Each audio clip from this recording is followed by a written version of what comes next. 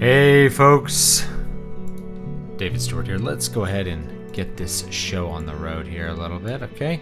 So, before we drop in and play some games, let's talk about the news. I talked about this a little bit on stream last night, but the late night streams are not as popular as mid-afternoon or early evening. So Bob, first thing, biggest one is Ruth Bader Ginsburg is dead. I'm actually going to turn this on for a minute, so be nice and bright, and then I'll adjust settings later to compensate for the fact that I don't like a bright white light in my eyes when I'm trying to look at a video game. So yeah, she died of pancreatic cancer. Pancreatic cancer is not a very survivable cancer, and it has potential to kill you very quickly and very painfully. My grandfather on my father's side actually died of pancreatic cancer. I believe Steve Jobs eventually died of pancreatic cancer. Once your pancreas is gone, because it's so connected to all the other organs, once it becomes metastatic, meaning the cancer cells can migrate all over your body, there's really not that much you can do. So here's what I'll say about Ruth Bader Ginsburg. Now, she is probably my least favorite jurist on the Supreme Court, or she was. But she is somebody who really refused to stop working, even when she was in really significantly ill health. I mean, we've been kind of waiting for her to die for a while now because she's had cancer, like pancreatic cancer, for a while. It's like this usually kills people really fast, and she lived longer than I think a lot of people expected her to live with cancer, a really significant form of cancer. But she didn't really quit working. She kept working the entire time. And the reason that I think that is worth noting and is in some cases somewhat admirable is that on the left, it seems like people are really willing to continue working towards their ideological aims. Ruth Bader Ginsburg never wanted to step down off the Supreme Court because she wanted to continue undermining the Constitution as long as she possibly could. But you get a little bit of my flavor there. People on the right don't tend to do this. They get some success, especially if you're like an author or someone. So really successful actors are always putting out their political beliefs, and we're like, oh, shut up and act, monkey. People on the right don't do that. They retire to their ranches and just kind of step out of public life, even when they're done being president. George W. Bush just kind of walked off into the sunset. I'm going to go live on my Texas ranch now, and good luck with everything, folks. On the left, they tend to just keep going at it. Like George Soros looks like a vampire. He looks like a corpse, and he's still spending all of his money trying to, foment revolution in the United States and elsewhere. So, I think people on the right could learn something from that. And maybe to a certain extent, she lived longer than she otherwise would have simply because she was continuing to work. I actually think that this was the case with Stephen Hawking. Stephen Hawking lived for years longer than virtually anyone else with his disease, with ALS, arteriolateral sclerosis. Otherwise known as Lou Gehrig's disease. And then after he died, it's like, we need to call it the Hawking disease. Like, whatever. First big guy to get the disease, he got the name, Lou Gehrig's disease. I think he persisted because he felt like he always had a reason to wake up in the morning and something to do. I think your mindset actually affects your health in ways that really need to be not ignored, let's say.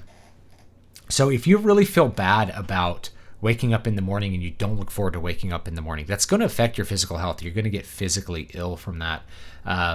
You're going to find that when you're really excited to get up, you're less tired. When you have something that you want to do, it just drives you, it keeps you going, and it keeps you healthier, it keeps you more focused in general than if you are suffering depression. So it's like, when do people gain weight? It's like, oh, I gained 50 pounds. I got fat because I was depressed. So you try to eat away the depression. It doesn't work. Well, if you fixed the depression part, you probably wouldn't have the weight gain. You'd feel better about what you're doing, and you wouldn't be end up doing things that are bad for your health. So I think there's the lesson there. And you could say it's admirable or not. I've already seen the left kind of turning on Ruth Bader Ginsburg and very upset that she didn't retire when Obama was still president, because now Donald Trump gets to nominate another Supreme Court justice, and that's the worst possible outcome in the history of the universe, is that there's going to be another Supreme Court justice nomination. But to her credit, I mean, she would have had to retire pretty early in the Obama administration, because you ended up having the Senate go to the Republicans, at which point they probably would have pushed for a vacant seat until they got Trump in and replaced her anyway. But, that's that. That's her. Now, I will say that it is actually politically imperative that a Supreme Court justice be nominated and confirmed right away, because there's already a significant projection about election tampering, saying that Donald Trump's not going to accept the results of the election, which basically says, we're planning to cheat, and then we want him to leave after we cheat. There's going to be contested elections, and so you're going to need the Supreme Court to have 9 people on it. A 4v4 Supreme Court is not going to be what you want for a highly contested election. We saw that in 2000, that the Supreme Court basically had to make the decision for Florida because they couldn't actually get their election stuff together. It's the government's supposed to secure to the states a form of Republican government. So if the state can't manage its elections, the federal government is actually obligated to make sure that people can actually participate in an election, and that an election can actually be finalized and certified. So expect that to happen. Expect lots of shenanigans in November. You're going to need that other Supreme Court justice on the bench in order to make sure that things happen in an orderly fashion. It's really important for orderliness. So that's the first one. What's another big one? Terry Goodkind has died. So he's a fantasy author, very well-known fantasy author of the Sword of Truth series. If you haven't read any of them, the first one, which is called Wizard's First Rule, I've read. It's okay. It's not a bad fantasy book. It's not my favorite. And I didn't end up reading the rest of the series, but I can say that the first book definitely held my interest all the way through and had characters and plot elements that I thought were certainly interesting enough to continue through to the end. I didn't like the world building very much because I didn't find it very realistic, but that's my very short judgment of that book. But whatever you think about his books, he was a real titan in the genre, in the fantasy genre. And he'd written a ton of books, ton of long books. He's also, I think, a very important one because he is an objectivist. That is, he's a big time believer in Ayn Rand's philosophy, which puts him on the political right.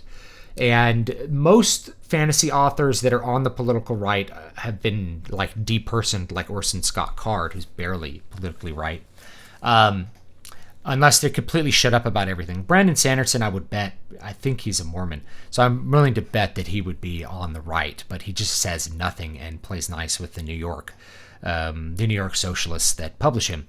But Terry Goodkind was never that way. He was kind of acerbic. He would say if he didn't like something the publisher did, including a book cover, which I actually thought was good, but he hated it, which is fine. He's allowed to voice those kinds of things. So I think he's notable because he was so successful, he really couldn't be canceled by the publishing industry that probably hated his guts for his political beliefs and for his philosophical beliefs. And he put that stuff in the book. So in the first book, you'll see there's lots of little objectivist things, like this tyrant who bans the use of fire, which would really kill people, but it's really about it's really about banning knowledge and the ability for oneself to survive and things like that. So anyway, that's Terry Goodkind. He looked like he was in really good health for a man of 72. He was fit. He looked good. He was doing live streams like a month ago, so I have no idea what happened or what could have caused him to die. I think he had open heart surgery a couple years ago, but that's not that uncommon for men that are in their late 60s to have some heart issues. So, we get older and sometimes those things pop up, and they tend to pop up in your 60s. So, but he looked really good, and I have no idea what happened. He did just finish a final book of a series, so I don't know if that's come out yet. I'm trying to remember. I think it's book 4. I don't remember. But he did manage to finish that series off, at least. He's written a ton of books. So that's some news that's worth noting. Also worth noting is the 3DS. The humble 3DS, one of my very favorite. This is not a Super Nintendo. This is a 3DS. It looks like a Super Nintendo. I had to get the one that looked like a Super Nintendo. This is the new XL version. This is really the last true handheld, in my opinion. The last dedicated handheld. Now, you can hold a Nintendo Switch in your hands. It can be handheld in a literal sense. But the Nintendo Switch you can't really put in your pocket unless you're like wearing Janko jeans from the 90s or like, BDUs or something, and you have that cargo pocket there, or you're wearing like a big coat or something. So the Nintendo Switch is not as portable as the 3DS, and the 3DS was also really, I loved this for just carrying around because it's it's a clamshell, right? So you can close it up, put it in your pocket, and this was kind of like my secret weapon with my son because we live kind of out in the country. If I had to take him to Costco or something like that could be a long drive. He'd get really bored. So if he got pretty bored and was like complaining about being bored, I could pop that out and be like, here's some games, and it had a lot of storage. I put a huge SD card on mine, so I have a bunch of games on this. In addition to all the physical games that I have for this. So I could just keep it in my pocket, pop it out, give it to my son. The 3D effect was really original and actually was really cool. I wasn't an early adopter of the 3DS, but once I had one, it was really cool to have that 3D. It turns out the effect was really good. I really liked the 3D, and I liked the 3D effect. And it's unfortunate that I don't see more wackiness like that coming from Nintendo. The Nintendo Switch is innovative in its own way, basically due to an odd hybrid. It's a hybrid of a handheld and a console, which means people can buy their full-featured games as like handheld things versus viewing a handheld game as somehow less than a full-featured experience, which I don't really think so with the 3DS. The games for the 3DS that were good were very full-featured, including all the first-party titles like Super Mario Land, Mario Kart 7. Those were full-featured titles. And then there was games like the Fire Emblem games. Those were full-size RPGs. Of course, Square Enix came out with ones like Bravely Default, which there's now Bravely Default 2 for the Nintendo Switch. Bravely Default, if you never played it, is a gorgeous JRPG that I would actually recommend if you like classic turn-based RPGs, and has great music, great aesthetics in general. And it looks great in 3D, and it's got painted backgrounds. It's great. So it looked great on the system. There's lots of full-size games for it. But I like the fact that it folded up. I could put it in my pocket without worrying about scratching the screen. So that makes the Vita and the 3DS like the last true handhelds. And neither of them, I think, was as successful as it could have been. But over the long run, the 3DS was actually a very successful platform. It just started off kind of with a whimper. It started with a whimper. People didn't jump on board that early. But over time, it kind of picked up steam until lots of people ended up with the 3DS. I know that like my students back when I taught, they often had a Vita or a 3DS in their backpack, even though they had smartphones, because they were gamers and you got real games on those systems. So I don't know if there'll be another Nintendo true handheld or what they've got in store for that. But boy, the 3DS was a cool system, and now they're no longer making it. Now I will say last bit about that, and I'll probably redo this as a separate video. Anyway, it's actually a great system for emulation. So you can pick it up. It'll play DS games, physical DS games, physical 3DS games, physical new 3DS games if you get a new one. So if you can get a new 3DS XL for pretty cheap, that's probably a good buy if you like to do a lot of emulation. Because the Super Nintendo emulation on it works well, NES emulation, all the old classic emulators can run really well on it. It runs homebrew very well. So it's a pretty cool system to pick up if you have never dived into it. And for a while now, you've been able to get it fairly cheap. You can probably get one off Craigslist for like trading a couple PS4 games or something to somebody who doesn't want theirs anymore. So it's pretty cool. And I don't know, I guess that's the 3 pieces of news for the day. Let's go ahead and now see, the whole idea of like Trump nominating someone and Roberts being part of the liberal side is that, you have 5 confirmed conservatives rather than 4 conservatives, 4 liberals, and Roberts. Instead, you'll have 5 conservatives and Roberts, and then 3 confirmed liberals. It could be a big shift there. All right, so I missed a bunch of stuff about Witcher. Witcher is more edgy than OG Grimm's fairy tales. In fact, the original setup for the Witcher stories, if you read them, by Andrzej Sapkowski, is those fairy tales, those classic European fairy tales, but with like a grimdark setting, an edgier setting. So, for instance, there's a character that's basically Snow White, but she's having sex with the 7 dwarfs. She's had sex with all of them. And she's also like a monstrous witch or something that the wizards want to kill because they're afraid of her. So there's things like that. That's the setup, is edgier fairy tales. Now, Grimm's fairy tales do have dark edges to them, but they're not nearly as edgy as the Witcher stuff, at least when it started off. And I do not think Geralt is a ripoff of Erlich of Melniboné at all, being a big fan of Moorcock. The similarity of the characters isn't even really I mean, they both have white hair. It's very cosmetic, if even cosmetic to me. Like, their stories are profoundly different. Their roles in the stories are different. Their attitudes are different. They're just very different characters.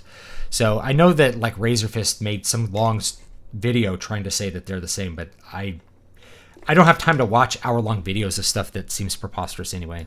But anyway, but I could see people thinking that it's like Elric of Melniboné. I think it's nothing like Elric, having read all the Elric stories. What's your opinion on school choice and by proxy governments funding religious institutions? Well, I have no problem with school choice. I think school choice is good. I have no problem with government funding religious institutions by proxy. They already fund institutions which destroy religion. Participating in the government over time will yield a necessarily atheist population of people working for the government. Because as you accrue more and more laws and more duties that go against your religious ideals or your religious principles, let's say, the less and less people can actually participate in government. A great example would be being, say, a clerk, county clerk that has to do marriage licenses, right? If you're in a state that gives gay marriage licenses out, you are religiously opposed to that, you can't do that job, which means only somebody who's not religiously opposed to it, somebody who is basically atheist. So over time, the government tends to be full of atheists. Ruth Bader Ginsburg was an atheist Jew, right? She was a non-practicing Jew. Perfect representation of the left, really, to me. I've noticed that non-practicing Jews are almost always leftists. Practicing Jews, much bigger mix of left and right. Just something I noticed. So, that's how you go. So I have no problem with that. The thing is, what is school choice? If you're talking about school vouchers, that's taking somebody's tax money and holding it hostage and saying, you can only spend it in the way that we say that you can spend it. So right away, that's not okay with me. They should just have their money anyway, right? If you're going to take $3,000 from somebody and give it to a school, and they say, well, you get to choose which school it goes to. It's like, oh, thank you for giving me back some slight freedom with the money you stole from me. Why not give it to a religious institution? It's not the government's money. The government has no money. It takes money from people by force. So if it will choose to let that person spend that money in some restricted way, there should be no objection as to how that person spends it. They should be able to spend it on a Muslim school, Christian school, it doesn't matter. It's their money. It's not the government's money. The idea that it's the government's money. No, it's the taxpayers' money. Now, the whole idea of school vouchers and really school in general, it's kind of socialist, which is that, we get all the money in a big pool and then we just divide it by the number of people because some people are paying a lot more in property taxes than others, and then everybody gets an equal opportunity at education. This is actually fundamentally Marxist at a deep level when you stop and think about it. The whole point of compulsory public education is to level the playing field, not necessarily in a good way, because the rich people would prefer, they'd be able to pay for expensive schools. This is why you'll find a lot of Marxists in education are against private schooling and against parochial schooling, because the rich white people will take their kids and send them to the better school where they get a better education, and then they have a bunch of more advantages in life, and it perpetuates the wealth forward. The transfer of wealth from one generation to the next is something that Marxists generally want to eliminate. For obvious reasons, it's against equality. So, but that's the reason that you exist, really, is to transfer wealth between generations. It's to make your family wealthier over time. You have children, you take care of the children, you educate the children, so when they grow up, they'll be rich. Right? And so you're transferring some of your wealth to them through knowledge, through the form of knowledge. And I don't see, same thing with, say, inheritance taxes. I'm completely against inheritance tax in any form. I don't see any moral reason why you should take a person and say, you've already paid taxes on all this money. but we're going to take 80% of it if you choose to give it to somebody else when you die. Instead, you need to spend it on riotous living. You need to take that money and spend it in Vegas, and there's no problem with that. You can spend it on hookers and blow, and we won't come get it. But if you give it to your children, we get 80% or we get whatever percent. That's ridiculous. Also ridiculous is like you could buy your child a business. You could buy your child a house. You could do all these things with you could pay for your child to go to an expensive college so that they'll have a better profession or something. But if you give them money, then it's really bad. No, it's nonsense. So the point of compulsory public schooling is on one side to try to elevate the people who are very poor. Doesn't really do that well. But on the other side, it's to squish down the people who would naturally be doing better by forcing them to go to an institution that doesn't give them the advantages that their richer parents would prefer. So people, and if you listen to a lot of educators, they want to attack parochial schooling, religious schooling, because it's better. That's really why they don't like it. It's not just that people are sending their kids to religious. They're against it because it's like this is religiously indoctrinating their kids. It's like that's why they send them there. They send them there for a Catholic education so that they can be Catholic, so that they can receive theological education as Catholics and grow up and be Catholics and continue their faith forward. If you send them to a school that teaches them that Catholics are evil and killed all the Indians in America and they abandon their faith, that's a bad thing for anybody who's Catholic. That's just an example. Same thing if we were to do something similar with Islam or another religion, right? The religion's part of that culture. Anyway, so yes, school choice is good. But I think we're at a time where people are going to realize that they don't really need public schooling. They don't even really need schooling all that well. And the other thing I'll say about parochial schools is they're still subject to accreditation, which means that they're basically forced to have roughly the same curriculum as and set up as a public school. They can't really do anything outside the box. But if you're homeschooling, you can do lots of things outside the box, which I do. Okay, speaking of Soros, did you see that super awkward exchange on Fox News where they told him not to talk about George Soros? I did not. I don't watch the TV, and I don't watch TV news, and I don't watch Fox News especially. John McCain kept working until his skull caved in. Admirable in a way. Hate his guts, but I'll give him props. Yeah, he did. I wish people would have that persistence working for good rather than evil, like John McCain and Ruth Bader Ginsburg. It's like I admire their persistence, but it's for the cause of evil. Why can't we have people for the cause of good that are that persistent? It's really rare. Curious what Trump will do once he's done being president. I think once he's done being president, he'll just go back to being a businessman and retire or something. I don't think he'll step out of the limelight at all. I think he'll continue to say stuff constantly until he's banned. I think like if he were to exit office, I think the day after he'd get banned from Twitter. I think Twitter would be like, we've had enough of Donald Trump and ban him. Only Donald Trump could be accused of attempted voter fraud for trying to do an election how they've always been done. Exactly. Or trying to ensure that voter fraud doesn't happen. RBG preemptively politicized her own death by asking she not be replaced until after the election. I don't even really believe that. I think that seems like just a freaking lie to me. It's like, oh, I'm on my deathbed. But she probably did. She probably was like, no, I don't want someone who doesn't think the way I think. I don't want someone who looks at the Constitution and views it as a document that says what it says to replace me. We gotta protect abortion, and we gotta make sure the Constitution says whatever we want it to say. We're the wizards. I want to feel sorry for her, but this is going too far to play partisan is stupid. No tears. I don't have any tears for her because there's nothing about her that I like, but there you go. Any advice for getting into the Malazan series? You've recommended Gardens of the Moon. Yeah, I would say read Gardens of the Moon. Don't listen to reviews. Listen to me. Listen to my review. It's a cool book with a cool ending and cool characters and a badass climax. It's cool. I actually like that book probably better than most of the other Malazan books. But it's very indirect with its exposition, and you just kind of have to go with the flow to the end and enjoy the plot for all its craziness and kind of figure out how the world works in an indirect fashion. Most of the people who don't ever read reviews on something like Goodreads or something like that. Goodreads reviewers are, is there any more deceptively named site than Goodreads? I don't know. But they really like to crap on books without really knowing why what they're doing. People on Goodreads leave like 4-page long essays on why Lion and the Witch in the Wardrobe is bad. Because they don't like C.S. Lewis's Christian allegory. How dare he do this? Well, you already are a militant atheist. Why would you read something like that? I hate Christianity. Let me read some Christian allegory. Oh, this made me mad. It's like I hate having my thumb hit with a hammer. Oh, why do I hate having my thumb? Why am I hitting my thumb with a hammer? There's been a lot of speculation for years that Christopher Nolan and Zack Snyder are objectivists. Do you think there might be any truth to that? I don't know. I won't comment.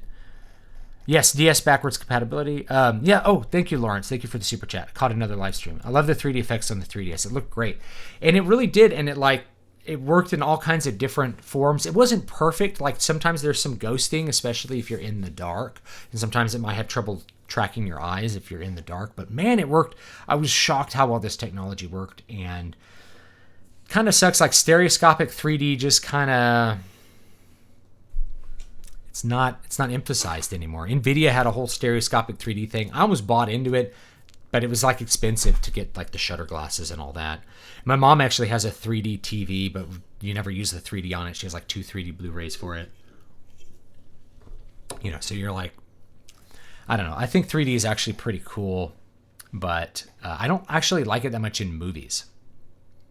I think the effect makes the movie not as good, but the 3DS looked really great.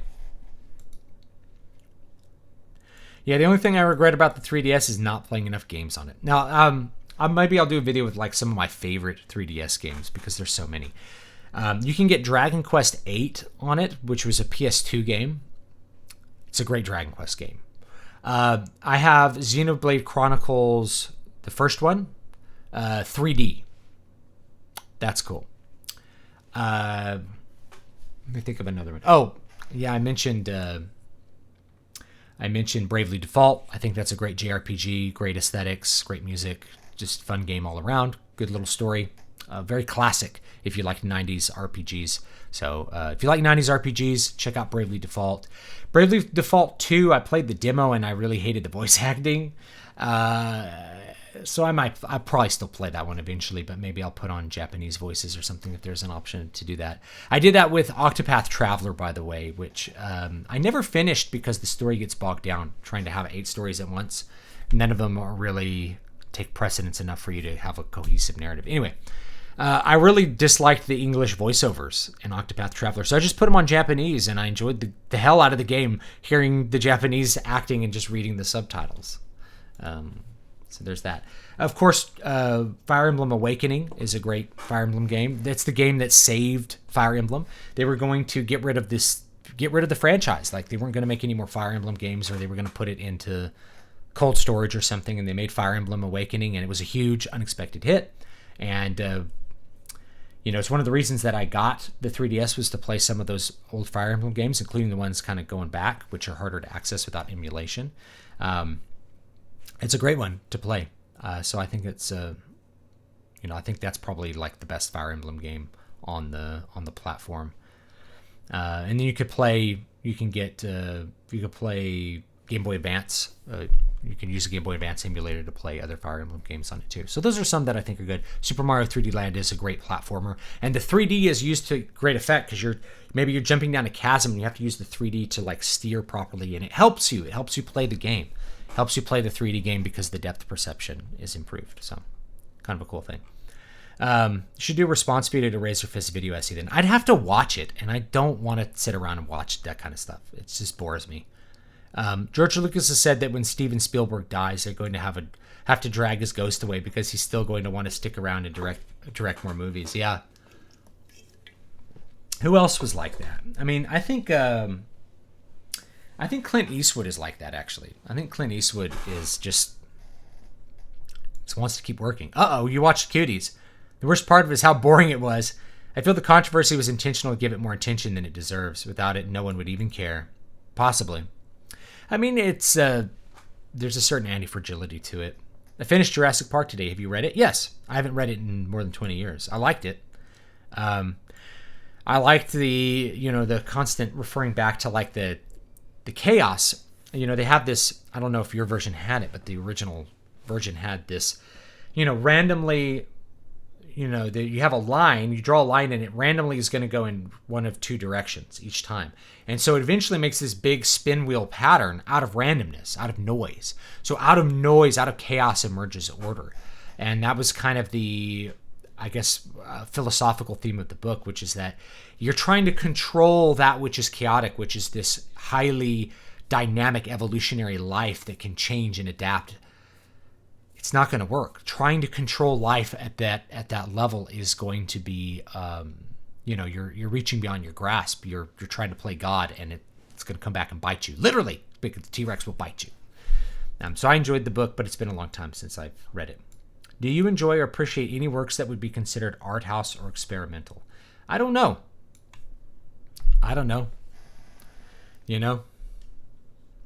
Depends. I think people slap that label on there to do something that's unconventional, I guess. So I've watched plenty of unconventional movies. The last movie I watched, just so you guys know, the last movie I watched was Rise of Skywalker.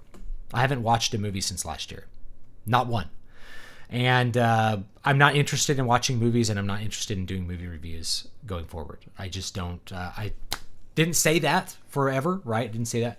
I just stopped doing them because I'm just not really interested in them. If I have 2 hours to spare, and I almost never have 2 hours to spare, I would much rather read a book or play a video game or divide it between those two. For me to even watch a movie, I have to watch it in probably 4 or 5 sittings. And that's not the way I like to watch movies. And it's not the way to appreciate a movie, I think, fully, is to watch it over 4 or 5 sittings. I think most movies should be enjoyed in one sitting. That's how they're going to be effective. That's the last movie I watched. Last new movie, I think it was the last total movie I watched. I don't think I've even watched a movie with my family or my son or anything. Because if I have the time to do that, like my wife will want to have movie time with my son. I'm like, I got to get some freaking work done. Okay, I got to work. And if I have the 2 hours, I'd rather do something else. That's one of the reasons that I'm not playing WoW or WoW Classic, is like, I just took a look at what I was doing, and I'm like, I need this time to work. I need to put books out. And for me to even do a dungeon, I have to have 4 hours of my time cleared. I never have 4 hours cleared. I have 4 hours cleared today on a Saturday afternoon. But that's specifically to get videos recorded, done, and to do this live stream. That's why I have it. So, do you prefer the pulp version of the Shadow, who was with no supernatural powers and depends on illusion and spycraft, or the radio version? I like the radio dramas, actually. I like that. I like the radio dramas, I think, but I don't prefer one over the other. I haven't listened to them in a while, but you can actually find a bunch of them, like on YouTube and wherever else. Same thing with, you can find, there's a great Orson Welles version of Bram Stoker's Dracula you can listen to on YouTube. That's pretty cool. A pretty cool radio drama to listen to. Do you know of any game that has a good mechanic for political intrigues? Not off the top of my head. Not one that has a mechanic for it. You'd probably be looking at something like a visual novel. Visual novels, that is their mechanic for a lot of them. Like, what is it? Fate Stay Night or whatever. That one has, so that there's probably some visual novels out there that do that. But for the most part, that tends to be like a secondary game element or secondary gameplay element. A tertiary gameplay element is political intrigue. Actually, there's one that I can think of, which is Tactics Ogre. Let Us Cling Together, which you can get on PlayStation Vita, or you can emulate it for PlayStation 1. You can get it for PlayStation 1 or Super Nintendo even. I think it originally came out on the SNES. Though I think I like the PlayStation version better because it has a CD soundtrack, so the sound is a little better than what you get on the SNES cartridge. But same basic graphics. It looks like Final Fantasy Tactics, or I'd say graphically it looks like Final Fantasy Tactics Advance, the Game Boy Advance game, but a little bit different style. That one has these branching story paths that you can choose. I've thought about designing a game that it's all about, like, the entire mechanic is the political intrigue, but I haven't really figured out a way that I could do that easily. Last movie I watched was The Last Jedi. It broke me. I haven't seen Rise of Skywalker yet. Rise of Skywalker has the most hilarious final act that I've ever seen in a movie. Like, it's unintentionally it's unintentionally like Flash Gordon campy pulp. Very unintentionally. It's completely ridiculous and complete nonsense and awful. But it had me like laughing because it's like, what's his name? The director, who am I thinking of? J.J. Abrams was like, we have to go bigger. We have to go bigger. Let's have a fleet of solid gold Death Stars. It was just like everything was trying to be bigger and bigger and bigger to the point where it was just a joke of itself. And it actually kind of made me enjoy the movie a lot more than the other two because it was so ridiculous and over the top. It just like dropped any pretense of trying to be serious with itself and just went crazy at the end. What are your thoughts on predictive programming, the theory that fiction like 1984 is meant not as a warning, but to get people used to the idea so they accept it when it happens? I don't think that that's really true. I think it's more just, like The Matrix is not predictive programming. It's just things that resonate. It's just, how far down a line can you take an idea? Like, you take this idea and you take it to its maximum conclusion. What are you looking at? You're looking at 1984 or Catch-22 or something like that, or actually Brave New World. Brave New World, I think, is... I want to reread that and do some content on it because I think it's a little bit more overlooked compared to 1984. But we have a medicated nation. Medicated nation of blind neurotics. We have a nation of people, like a quarter of all women over 40 are on like antidepressants or something. Like, we have a nation of people who have to take their meds in order to cope with modern life. I really want to re-examine Brave New World. That one was probably even more relevant, I guess. I watched the Underworld movies this past week. Not fantastic movies, but there's something so good about that early aughts feel about it. Style, art, design, surprisingly deep lore. I love the Underworld movies. I'm not afraid to say it. They are pure pulp. They're adventure. They're fun. They know exactly what they're doing, and they're hammering you with what things the movie is about. So it's like you have Kate Beckinsale, who's hot. They put her in like skin-tight vinyl and leather all the time, so she just looks amazing. They pull all the color out except make her eyes like blue, so she just looks even better. They focus on sexualizing the vampires to the maximum amount. They focus on action, blood, gore, and they have surprisingly deep lore for what's there. Like, they actually thought it out. But it has a great plot. It rocks along pretty well, and it has that great visual style where the color's pulled out in most of the scenes except when you want the color, and then the color's really profound. The color of blood or the color of like the blue eyes or something like that. And the acting is actually really good. None of the actors, I mean, it's basically kind of pulp fare, but the actors don't cheese it up at all. They really do their best the whole way through. I think they're great. And then I think like there's the second one where there's the second and third one, where they just keep kind of upping the ante, where it's like, here's the flying bat Marcos, they're great. They do have a great flavor for the aughts too, in a good way, a really good way. I remember when George Lucas took influence from Flash Gordon with Star Wars. It's nods to it were actually intentional. Yes, there's nothing wrong with it. It's about having fun. It's about it being. That's why the Death Star is the Death Star. It's like, we're gonna have a giant thing that could blow up planets. That's totally pulp fanfare stuff. And J.J. Abrams, very unintentionally, I think, just made almost a parody of himself going the other direction. Do you think Trump will the next judge in before the election? I hope he does. Or are there enough neocons like Romney on the Senate to turn on him? I think he needs to railroad it as much as possible. Whatever he can hold hostage from the Senate, he needs to do so to get it nominated. I think the Republicans that want to be liked by Democrats do not realize that there's going to be a bunch of problems with the election coming up from certain states. And the states I predict it from is going to be Florida again, and probably Pennsylvania, and maybe Arizona.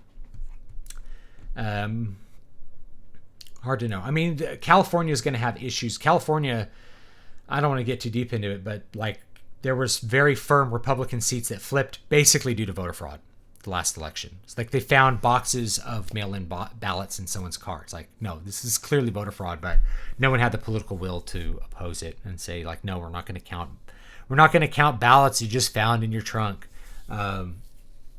That's really what it comes down to, is political will. Trump hasn't had the political will to do most of the things that he needs to do. So I hope he has the political will to get one more justice, because that could preserve the republic for another 10 or 15 years. It could really preserve. You have the potential to really preserve the republic with putting a Supreme Court nominee in there. How worried are you about the new mail-in voting? I'm certain that there will be fraud associated with it. Now, the Democrats already do another kind of fraud, which is called illegal immigrants voting. They just register them to vote. You don't have to prove your citizenship to vote, not in California. So they just register them to vote, and you can even get a ballot in Spanish, friends. So you don't even have to speak English to get a ballot, yet you're going to vote, So yeah, there's tons of illegal immigrants that vote. They import the voters. They sign up immigrants to vote who legally are not allowed to vote, and no one can really nail them on it. It's not like they can go through and see every person who voted. They just don't do it. They don't follow up on it.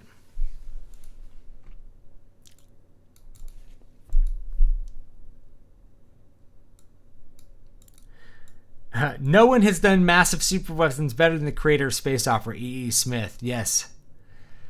We need to go back. We have to go back. If you want old space opera stuff, there's a ton of it. A ton of it from like the 30s and 40s. That's great. And we should probably look at more of it. Trump doesn't get enough credit. He's gamed all of this out well in advance. Well, I think he doesn't get enough credit, but at the same time, where's my wall? I feel like he hasn't had the political will to do certain things. But at the same time, he's ended wars. He's created peace in the Middle East, possibly ended the Korean War after 80 years.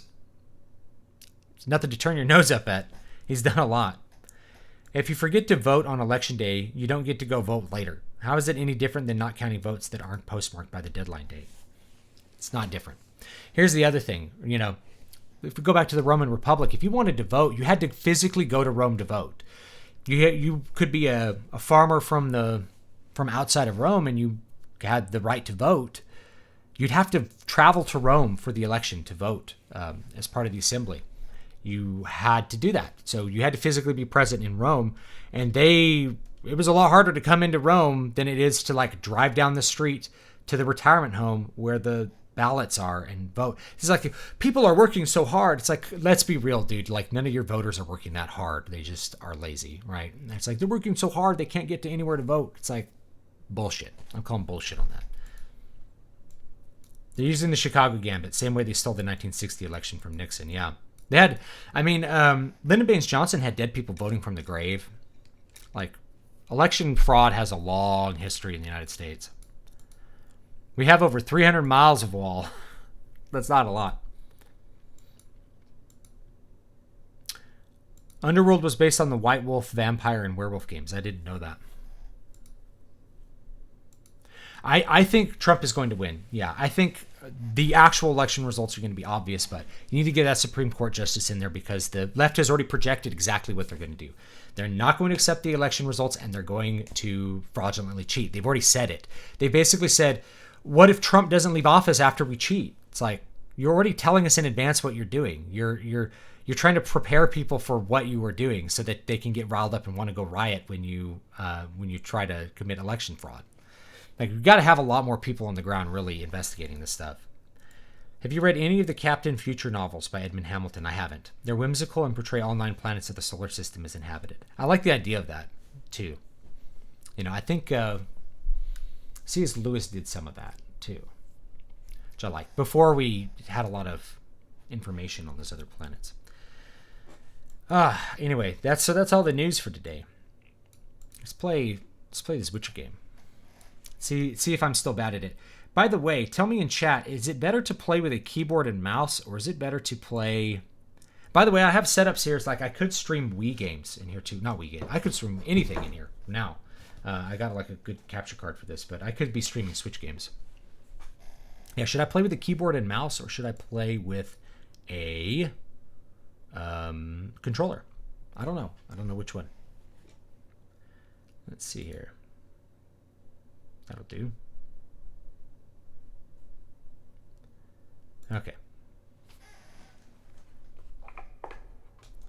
I remind folks that the U.S. is under a national state of emergency and Trump has invoked the Stafford Act.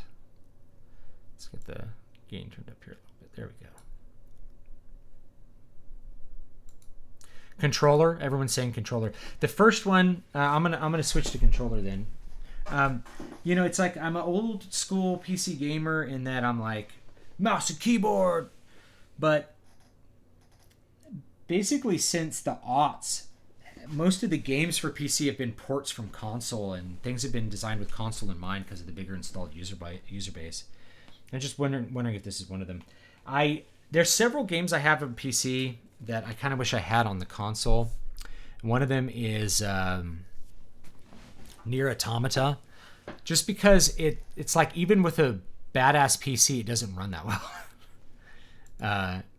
You know, it's like I'm already playing with the controller anyway. Might as well like sit on my couch while I play it. Play the game with a literal mouse. I think I have Wii Sports. I could play Wii games. I could play Wii U games. I don't have a Wii. I have a Wii U. I'm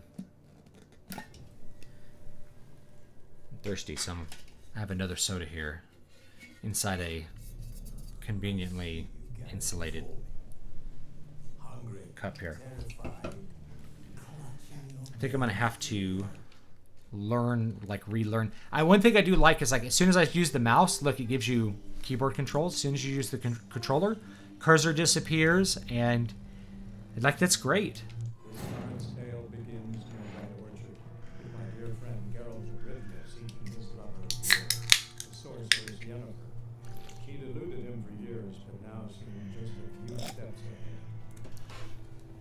I don't think you need to use Alt though if you're using a controller. I'm presuming that like a 360 controller will work. I have a Xbox One controller. By the way, you can use an Xbox One controller with your Nintendo Switch. Okay. Now I'm going to go through and...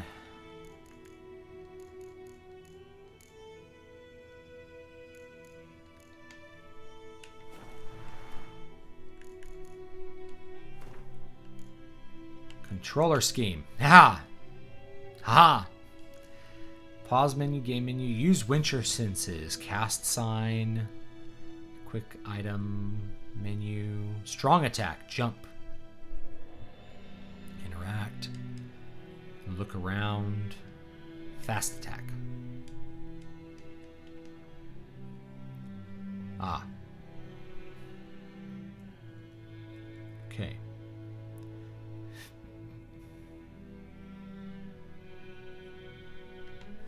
Cool.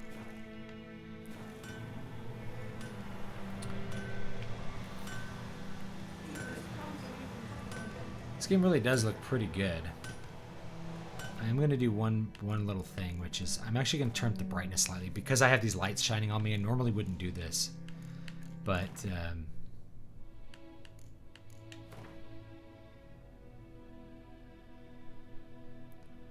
see if there's a brightness control.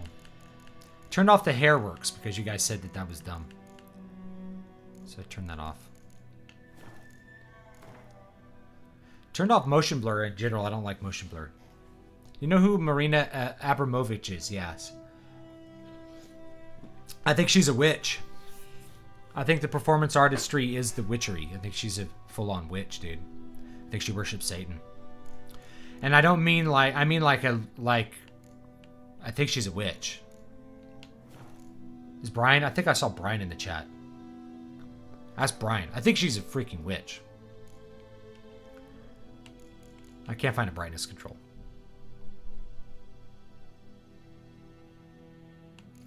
Oh yeah, here. We turn off the system gamma. Whatever. Let's just roll. It's dark and spooky. I can also just turn these off, you know. We can go like dark mode. I just don't look as cool. Now, where's my map?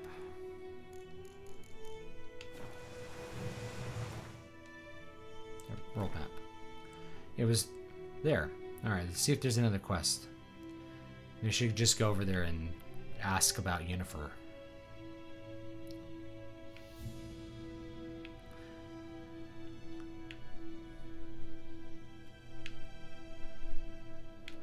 Yeah, let's do that.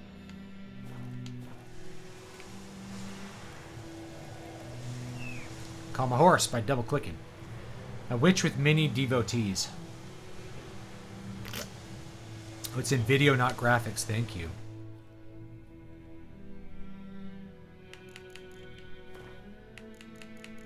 Video. HUD. Oh, need to rescale that. Post-processing. Yeah, I'm not seeing any of it.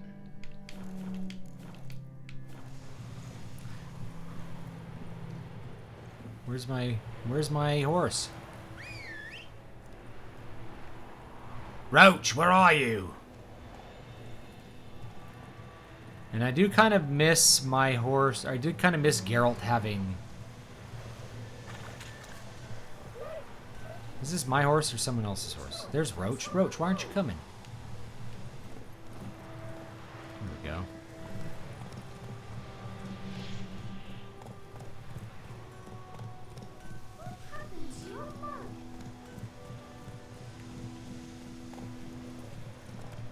There we go. What happened to your mug? I like, if you listen to the Witcher audiobooks, I like the Scottish accent. Geralt, the best, personally.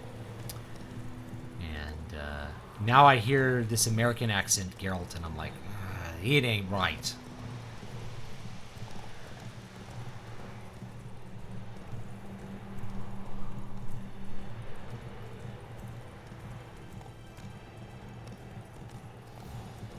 There's a dude. What's up, my dude? Listen to the wind blowing these trees. The wind is really blowing. Look at these trees, man. Look at the sunset. It's nice. I do want to pick this up. I should add it to my Steam wish list. I got it on sale. I don't know why I didn't buy it when it came out, because I was a fan of the first two games, but I think I just wasn't in a place where I felt like I could play a 100-hour game. I was feeling really like, man, I just don't want to play games right now because things are so busy. I think my son was just born, maybe.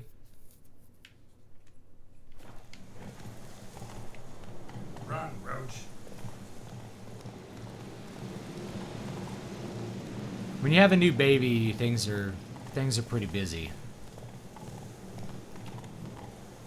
There's a red dot over there. Well, let's get down and let's see what it is. How do I dismount? Hold B. Okay.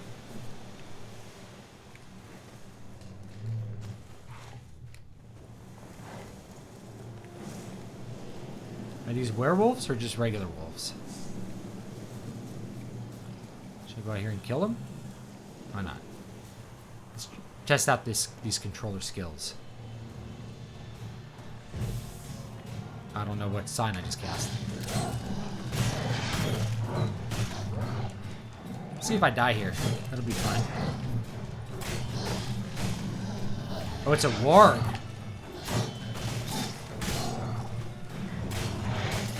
Oh, I'm totally gonna die. This will be fun.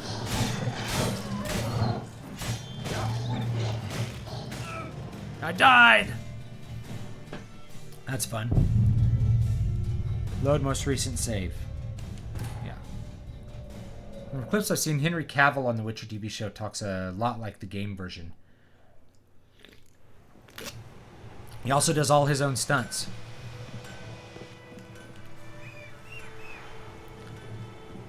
Roach is not responding.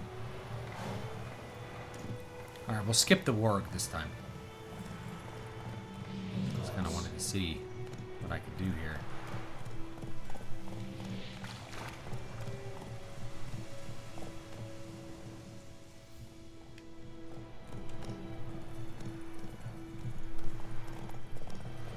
Get out of here, peasant. Plebs. Geralt having an accent doesn't make much sense since he was given to the Witchers as a kid. Grew up there and none of the others in his guild speak like that.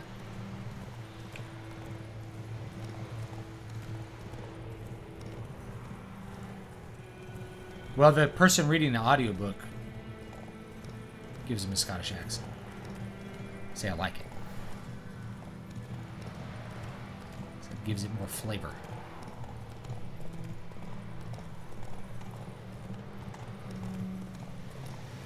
I recommend using Quinn at the beginning. Makes it a bit more forgiving as you get used to the combat, and also rolling. Lots and lots of rolling. I don't remember how to roll.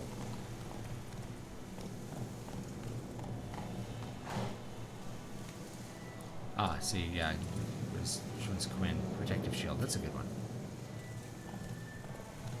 Come on.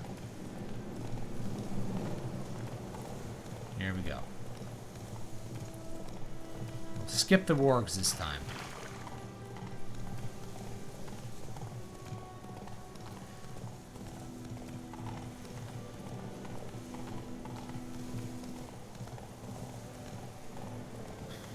Did you know that Marina Abramovic trained Lady Gaga? Yes. I remember seeing some video of Lady Gaga walking around naked, screaming in the forest with her. Yes, I have seen nudes of Lady Gaga. What happened? Monsters! Monsters from the swamp! Folks said the road was fraught with peril, but I wouldn't listen. Got my comeuppance now. Less Wife. droning, more details. What happened, and how can I help? And remember, I don't work for free. Witcher's code and all. Well, was on my way to the Black Ones to trade. Suddenly my horse got spooked, ran clear off the road. My wife's bringing back Red Robin for me. Aren't you guys jealous? Rolled on. Then I heard bubbling, neighing, slurping. Something came out from the muck, devoured Asher, hooves and all. No doubt my goods are still on the cart, but until Might have to call us go and early see, to eat me some Red maybe Robin. You, I'm most concerned about a little box. Bring it to me, I beg you. Lady Gaga's a weirdo. Fine, I'll find your box.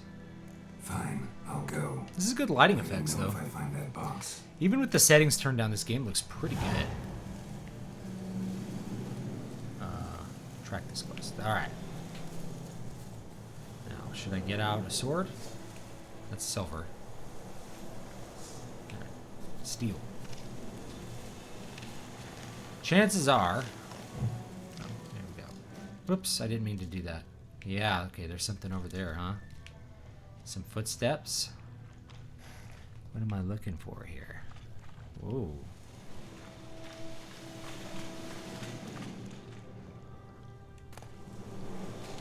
Celandine.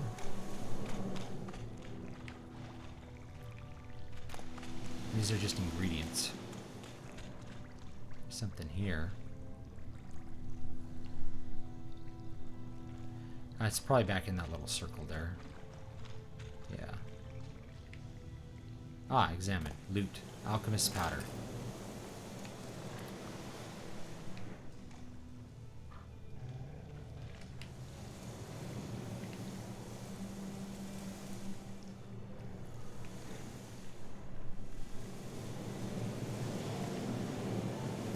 So here's where the cart left the road. Find the little box. I'm guessing it's out here somewhere. See, yeah, with the sticks, I can walk slowly if I want to. It's a little easier. That's what we're looking for here. Oh, something's shaking. Oh, it's bees. It's a beehive. The bees are stinging me. Ouch. Here's the cart. Ah, here it is. Cart's riddled with arrows. Interesting. I should take a look around. Cart's riddled with arrows. Oh, I see some red dots here. Ducal water.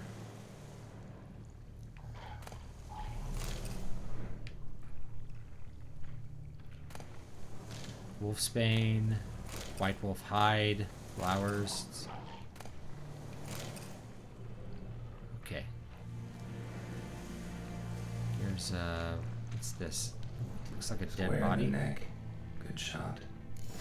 Either the merchant's got serious memory problems, or he's lying.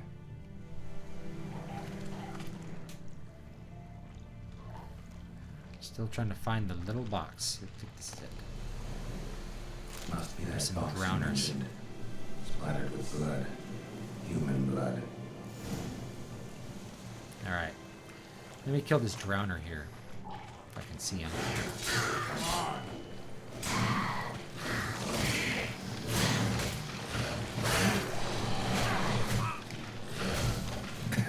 Yeah, I'm totally gonna die here.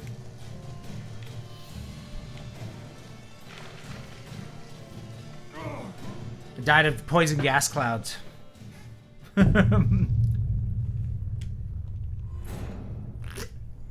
Let's go back to the town.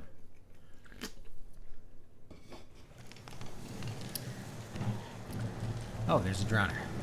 Okay. So I guess I autosaved there. I would like to kill a drowner. I would like to kill something without like dying.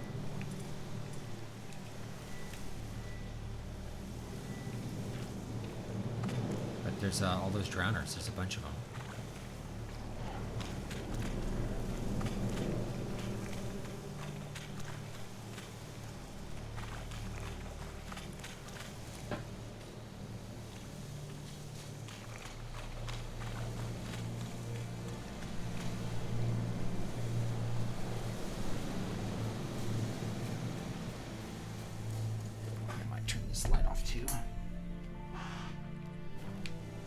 Easier to see the dark game.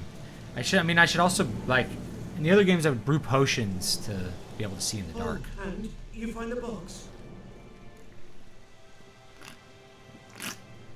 Finding out if she invokes demons to cast spells is a bit above my pay grade. She's connected to the Clinton Syndicate, so she's definitely involved in evil. Enough said. Yeah.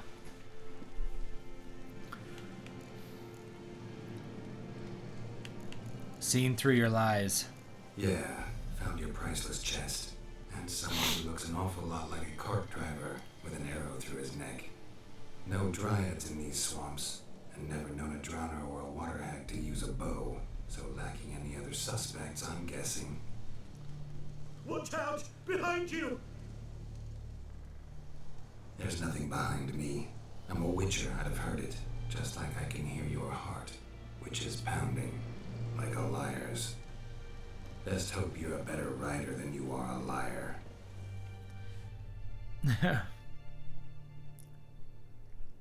Hiding downers makes them easier to deal with. That way you can keep them at a distance and deal with them one at a time. You get spanked fast if they surround you. I think I'm just remembering Witcher 1 where, like, you had a... what am I supposed to do? Am I supposed to chase him down? Oh, yeah, okay. Chase down the merchant. Come on. Knock him off his horse. Gallop. Jumping Jehoshaphat!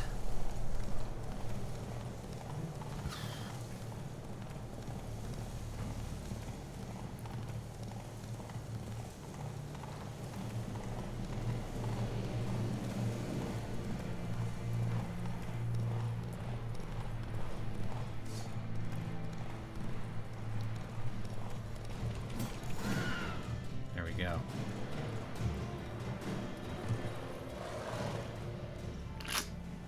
Yeah, in the original one, you could use a stance that would hit everything around you. Drowners are really easy to kill, so maybe they're harder to kill in this one. Wake up. See, can't run from the truth. Not even on horseback. Now who are you, and why'd you attack that cart? Private First Class John Gilmer, Temerian 6th Division, 2nd Regiment. Disbanded, but still active. Underground, in the woods. That was a medical transport. I'll be damned if it reached the Black Ones. And the medicine, our lads could use it too. We've many ill among us. You let me go, and they might live and fight once more for a free North. Yeah, Sapkowski has a good way of describing characters. It just focuses on the details that you need.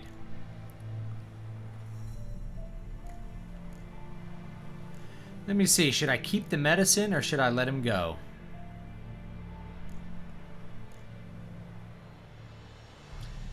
Take him to the Nilfgaardians. I don't know. I think I'm gonna let him go. No, you know, he killed someone. We're not letting him go. I'm taking you to the Nilfgaardians. You're a murderer, not a soldier. And you're a traitor. There's a scaffold out there with your name on it. Sorry, no. Don't get to like murder Hey, soldier. murder civilians just You know cause. transport by any chance? What? Yes. Corporal Lifton set out to command headquarters for medicine. He has yet to return, though he was due back several days ago. Medicine's here, in this box. And this is a 3-in-1. Liar, thief, and your corporal's murderer. Plow yourself, mutant. Captain Peter will see to it. And you, Nordling, deserve our thanks. The medication will not save our men's lives, but will ease their dying.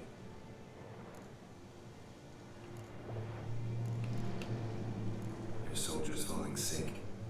What with? I do not know. I do not ask.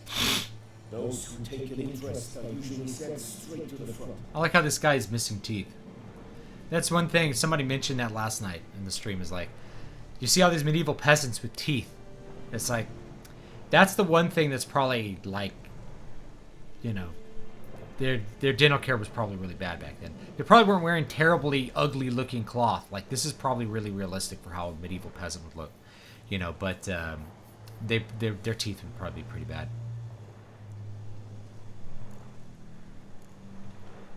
Gotta say, I was kind of counting on a tangible token of gratitude. A golden, clinky one, in fact. I thought you acted from conviction, not greed. But if that is not the case, here. So you remember and tell others that Nilfgaard is generous with those who serve it willingly.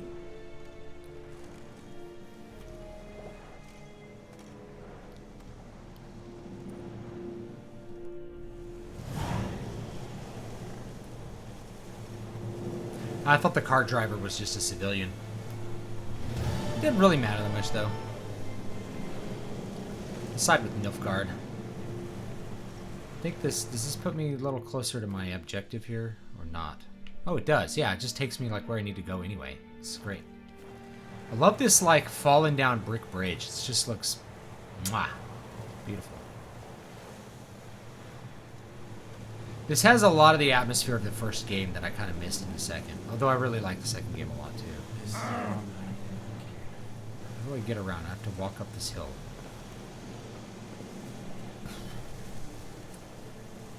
All these paperbark birch trees.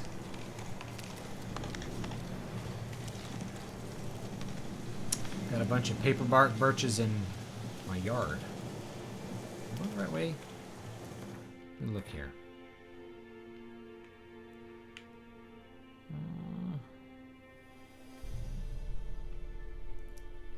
Yeah, should be able to like go up the hill here.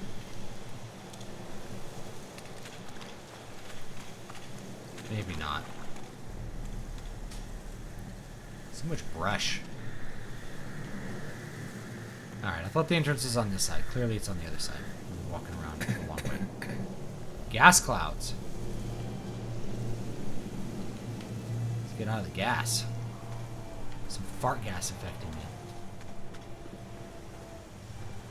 Here we go. See, I was just here.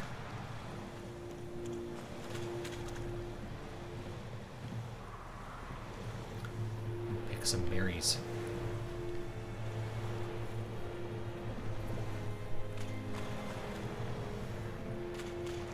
The teeth were probably better than we might imagine. People have found skulls from ancient Egypt with almost full mouth. I guess, yeah, you might be right. It's just, you know, a lot of people had dentures, like in the 18th century. A lot of people had dentures. Now, the dentures were actually pretty well made, surprisingly, but just a lot of people had teeth falling out. You couldn't really, like, fill teeth very well, so, you know, dentistry tended to be extracting bad teeth. And over time, you lose your teeth. Camp. No locals allowed without the express consent of the garrison commander. I look like a local to you? You look like trouble. Dead wrong. I make trouble go away. I'm a witcher. A witcher? Captain Peter Sugwin Levy is in the top. Yeah, that's a good point. They didn't eat a lot of sugar and fast food, so that might have helped. They did clean their teeth. Like, there were ways of cleaning your teeth, but you know, once you had a cavity, the ways to deal with it were kind of limited. Got work for me? Guessing you captain's got work for me. This is the Army Nordling. There is no guessing. To the tower. Go. All right.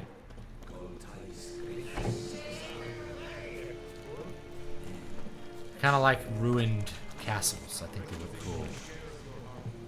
Here we go. How much grain will your village give? Whatever you say, Your Excellency. Look at my hands. Look. See the calluses? These are not the hands of an excellency, but of a farmer. So we speak peasant to peasant. How much can you give? 40 bushels. There'd be more, sir, but our lads, the Temerians, that is, took from us earlier. You will give 30, and that will do. Let us settle on it, and I wish to see the transport soon. Oh, thank you, sir. Thank you kindly. I summoned only the Elderman and the smith, Willis. But it is said he is a dwarf. You are too tall to be him.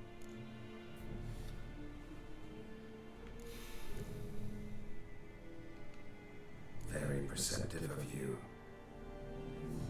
Geralt of Rivia, Witcher. That gun. This explains why I did not hear your footsteps. What do you seek here? Yennefer of Vengerberg. Where was she headed? That is a military secret. Haven't thrown me out yet. Haven't called the guards. So go ahead. What's your price? There is a griffin in the area. Slay it. And then I shall see what I can do.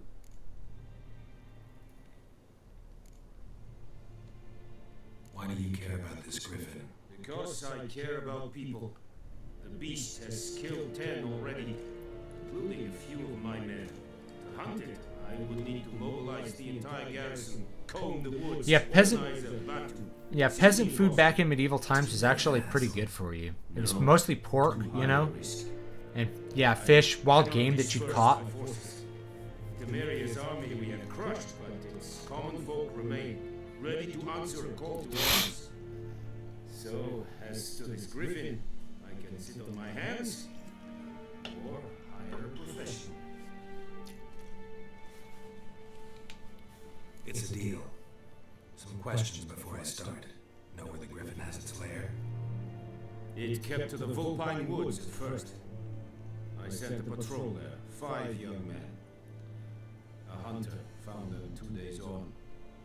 I only recognized them because they wore our plate. Since then, the griffin has grown bold. Attacks in villages, fields, on the main road. Meaning it's abandoned its lair. Lobster used to be served to prisoners. I judge from your tone this will not be easy. What do you require? No, there weren't laws against hunting in the Middle Ages per se, but you couldn't hunt on the Lord's land. So the ways in which you hunted were restricted by law, and it varied depending on where you were. So you'd have a woodsman, maybe a couple woodsmen who would maintain the wood, and that was to keep the game healthy and the wood navigable. So there was forestry control back in the Middle Ages. The Lord might have land that was considered game land for himself and his associates, for the nobles, and the game that they would catch would be things like deer, stag, foxes, basically the game of the nobility.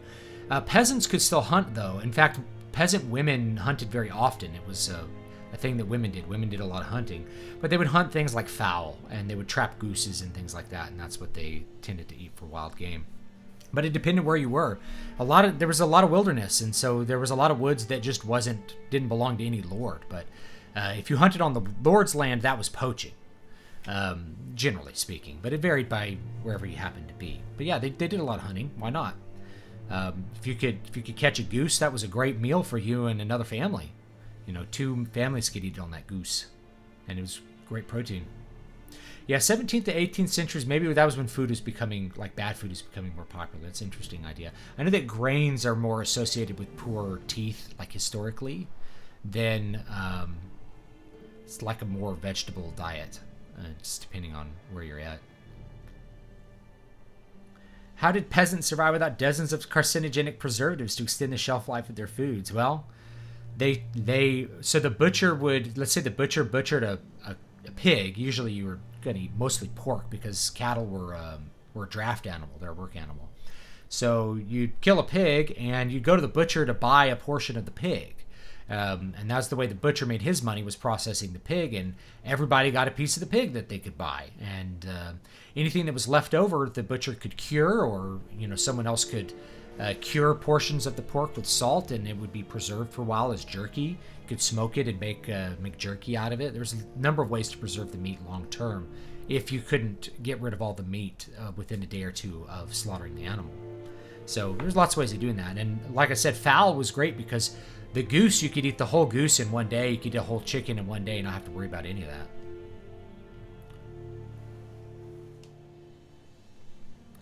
Life expectancy back then was 40 to 50 years. That's a good old chestnut as well. Most life expectancy you hear that's really low is incorrect because it factors in child mortality.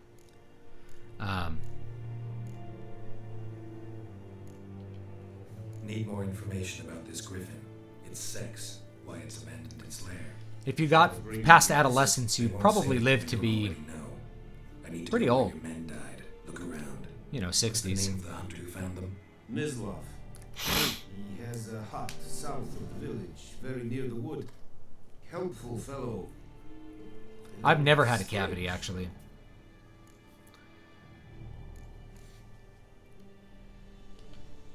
I'll need bait, a specific herb, buckthorn. Scent should lure the griffin from 10 miles off. Buckthorn? I do not know this, but I am not yet fluent in the common tongue.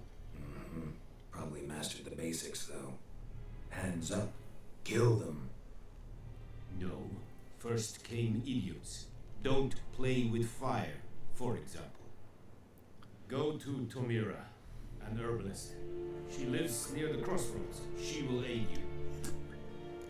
California does need forestry control. Now, this is an interesting thing about forest fires, is that if you fight forest fires, it creates more forest fires. It's a very weird catch-22, but we learned this from Yellowstone. There was a huge fire in Yellowstone, and I remember going to Yellowstone as a kid after this fire happened. It burned down like 60% of the park. It was massive. And the reason it was so massive is that they kept fighting the forest fires. They were always trying to contain the forest fires. And what happens is that the undergrowth grows so thick and the trees grow so thick from the lack of fire clearing things out every once in a while that it makes a much more dangerous situation. That makes a much bigger fire. And that's kind of what we've had in California. We've been fighting wildfires for so many years, just with an approach of we have to stop the wildfire, that it creates a situation where you have years worth of dead undergrowth.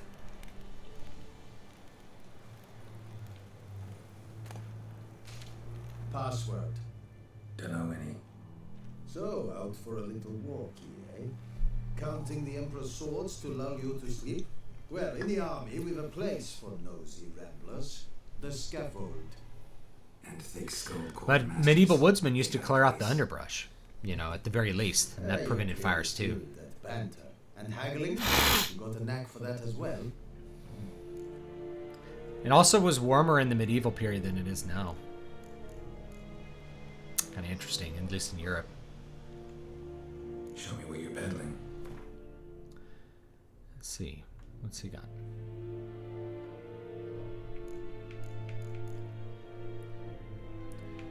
We got some long swords.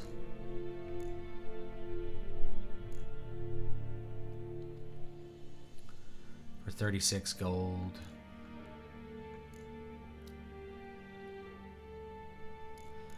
Some stuff. I don't think I need to buy swords. I think you just get them, huh?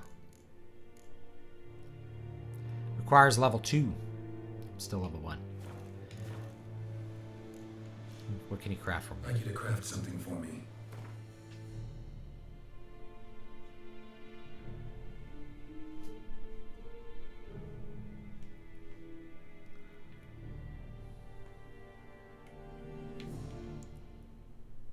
Creating items. Oh, okay.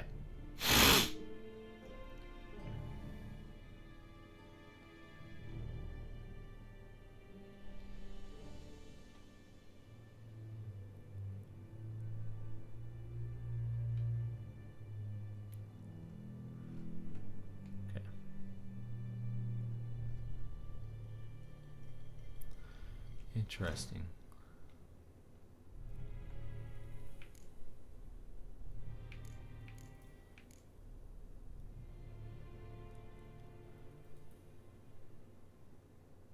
Could probably dismantle that, right?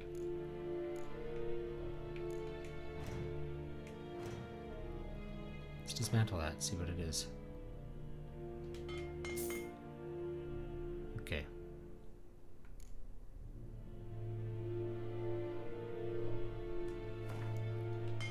See what we get. Steel ingot and a haft.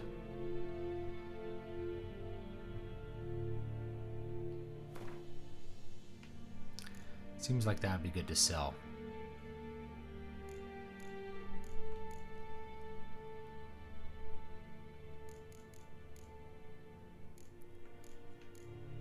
All right.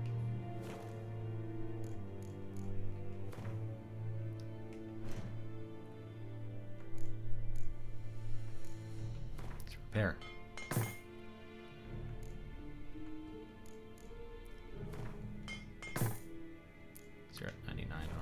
That. Let's see if there's anything to make here. Probably not.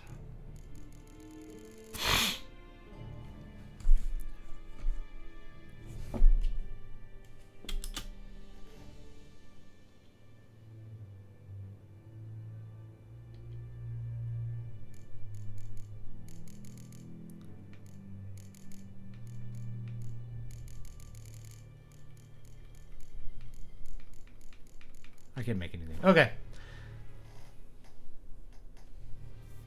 I think the coldest it's ever been in recent history was when the English Channel froze over. That was 400 years ago. There was a thing called the Little Ice Age. There was a medieval warm period, and then we had the Little Ice Age. That was a thing in like the 16th century. Are we putting up around here? You boys think you could win this thing? Ah, a spy after all. Or one to stir trouble. Neither. Just curious. Right. Well, tell anyone who cares we will win this war, because Radovid is mad, as everyone knows, and we've an extraordinarily well-drilled and well-supplied army. Incidentally, did you wish to buy something? I'll take a look one more time. Show me what you're peddling. Does he have any armor? No. Okay. I don't think I need to buy a sword. This seems like a cheap sword, though. Whatever. See you. So long. I wonder if you could talk more about your experience with screenwriting in Hollywood and maybe your thoughts on the future of Hollywood. There's not that much to tell. You know, me and a friend worked with a producer for a while, and then all my connections basically came from that friend, and he wanted to, like, he didn't care to continue. Oh.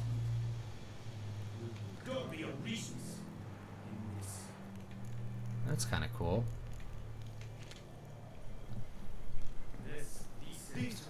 About to steal something. Yeah, I think I like the controller better because of the analog stick. I can walk. I think that works a little bit better. All right, now let's take a look at where I need to go. To go back down to the crossroads, I think. All right.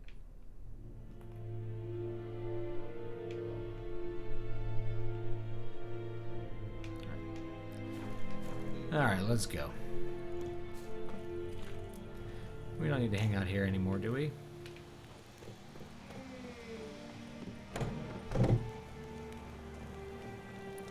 I do like these, like, ruined bridge looks. I think they look pretty cool.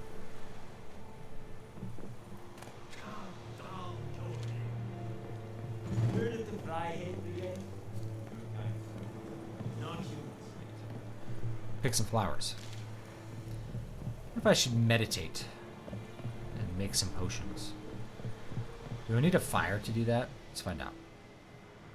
Been meaning to ask, when I copyright a story, if I make a change later, like a slight rewrite or typo correction, does it still cover the story, or must it remain exactly as it was? Okay, so you don't copyright something.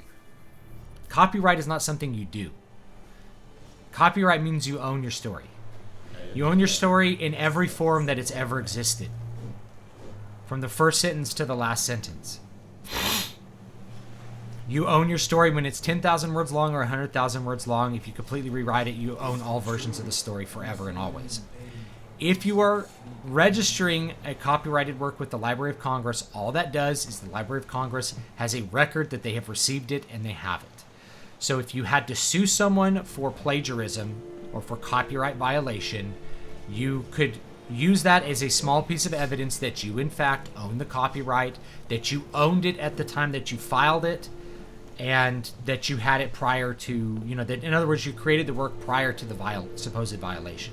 So if you file a work with the Library of Congress and somebody later publishes your book under their name, you could sue them and say, here's the Library of Congress registration, here's the document from the Library of Congress. Obviously I've made revisions, but it's the same document. It doesn't, it's going to hold up. It doesn't have to be exactly the same at all. In fact, it can be completely different. You always own the copyright.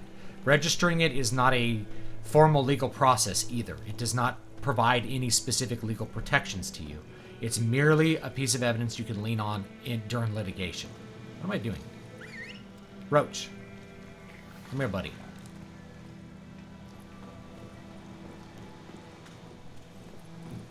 So, yes, you're completely okay. Do not even worry about it if you change anything. You're good to go forever and always.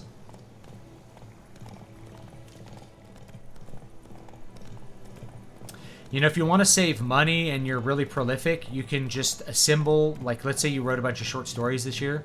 Just assemble all the short stories into one document and register them all at once. Because the copyright will cover every word that's written in there. So if somebody steals a portion of it, they're still violating copyright. So that's a really easy way to save money if you want. Like, for instance, the Needle Ash books are copyrighted as one book, not a bunch of books. They're just one book to the Library of Congress. Because I didn't want to pay $60 or whatever. I wanted to pay less than that. Not that I think people are going to plagiarize my work. And it's often more trouble than it's worth to try to sue someone for copyright infringement. Unless they are just making tons of money off of you. Like if somebody's pirating your work, then that's copyright infringement. But, is it worth it to sue them? In most cases, probably not.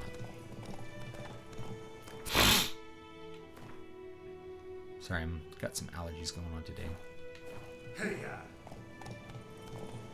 I do like the music here, too.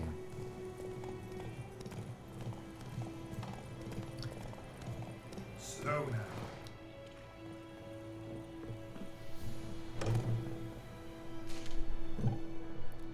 This is the herbalist. Not at all. Hand me the beggar tickets. Red bloom. Well, one versed in herbs. Probably saying too much, but I know a bit. For instance, that beggar tick's poisonous. In large doses. Small ones soothe pain and bring forth pleasant dreams. Which is all I can hope to do for her.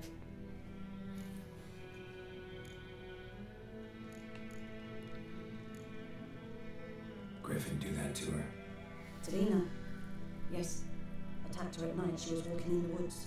At night. Thanks for reading. Through the woods. Thanks for reading Keys. Wartime. I'm glad you liked the book. Eating a boy. I'll probably have another book on Storycraft that's bigger. Wounds are healing, but she will die. Or I might make like a trilogy of Storycraft books because I don't want to make them huge.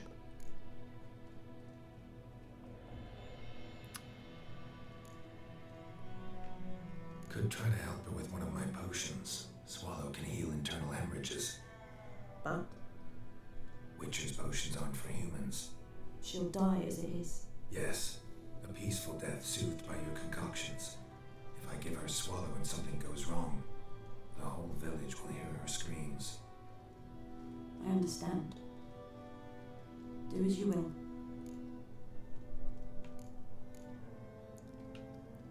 looking for buckthorn. Know if it grows anywhere around here? Bottom of the river, where the channel's widest. But you do know that once out of the water... It'll stink worse than a week-old carcass. Counting on it. I'm hunting the griffin. Need the buckthorn for bait. I was thinking, a few years ago we had trouble, drowners under the bridge. The whole village had to pitch in for a witcher. Who now can afford the bounty on a griffin's head? Captain Peter Sars, something. Ah, good to know the Black One's looking out for our welfare.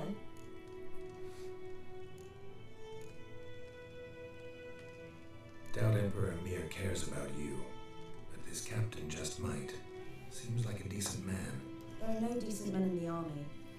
There are only orders. Not from here, are you? A lot of bitterness in you. Too much for someone who spent her life in a hut in the middle of nowhere. True. And you're in a hurry. Elsewise you'd not use bait, just wait for the griffin to attack again. Believe we could have an interesting conversation. Maybe next time. Maybe next time. Maybe Geralt could get a lead. Now, could I give this person a potion?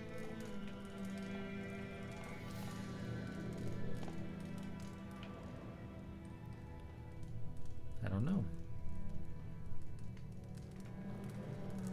She said, do as you will. So, can I give her a potion?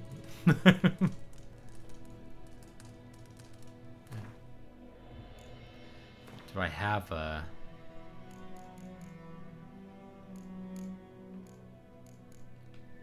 potions? Oh, I need to gather some Drowner brains.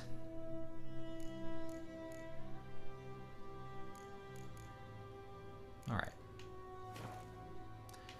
Should have killed those drowners. What are your thoughts on the movie double standard, where it's considered all right to highlight men's physiques and shirtless scenes as such, but sexist to highlight women's figures? I think it's dumb. I think it's great to highlight both. You know, I think women are beautiful, and you should use that beauty. And I want to see glamorous, beautiful women on the screen. It's one of the reasons I didn't watch the Witcher shows. All the girls were like fives. You know, I'm like, I don't like these fives. Molly Arrow. I guess I could steal all her herbs. I don't know if that's stealing though.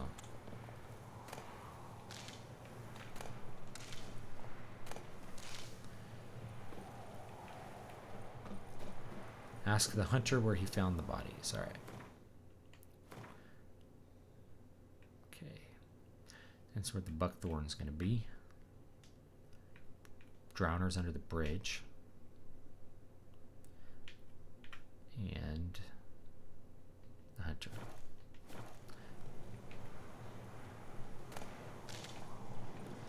Whatever. I'll come back. You can give her a potion, but you have to make it first. Yeah. They're very poisonous, the non-witchers. I like the toxicity mechanic that they had in the first Witcher game. I thought that was quite a bit of fun.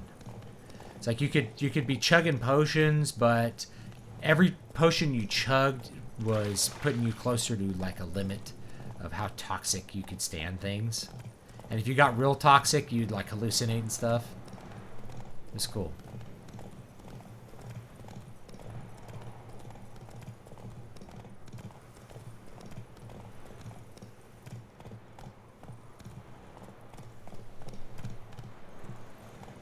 Not so fast, Roach.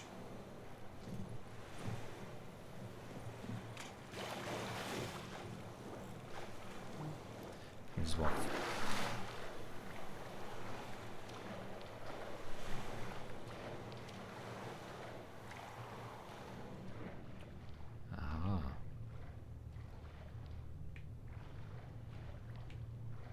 Dive, hold X. No, I gotta go hold X.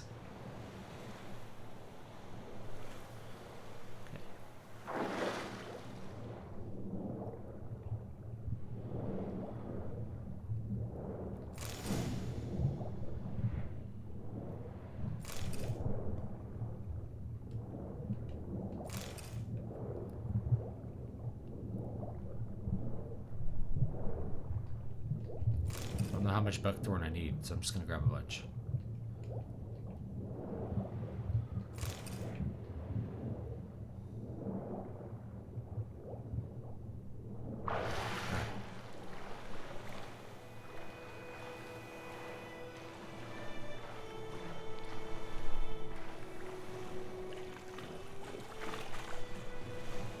All right.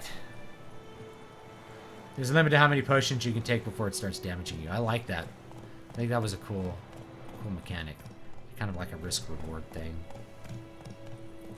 Oh, there's a quest here. Let's do a side quest. Slower. Do us a side quest. Lost Talk to your this old key, lady. ma'am? No, not me key. Me pan.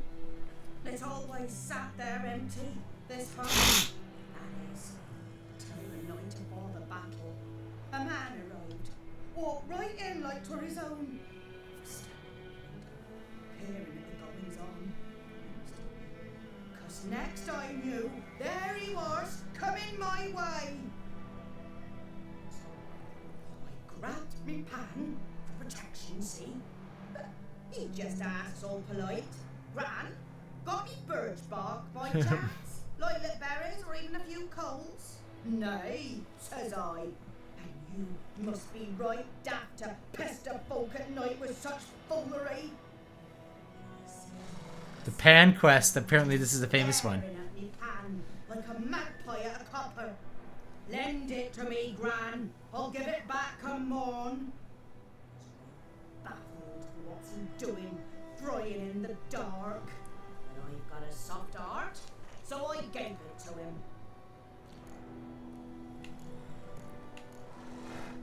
Interesting. What happened then? Afore dawn, another rode up to the hut. But come on, only the first fella left. Locked the door, hopped on his horse, and that were all I saw of him. And me pan. 'Twere old. My wife got him. black with Didn't hear the salt dog barking, so. I suppose. Where I've no other. Well, me dearie, being an old widower pan, I could never break down that door myself. And in truth, I'm afeard to go on the road. Such a stench wafting out. Methinks the other fellow. Well, that he's lying there. Never taken on a pan contract. How can you finish a game at this Fine, age? I'll go in. You but play them. They're fun. If the you should gameplay's wait fun, here, just in case. you play the game. All right.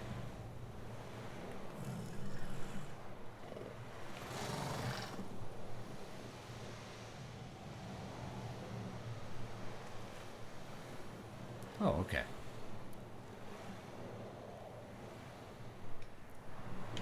All right.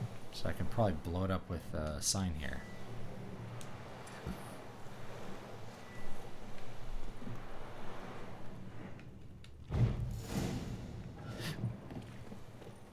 Okay.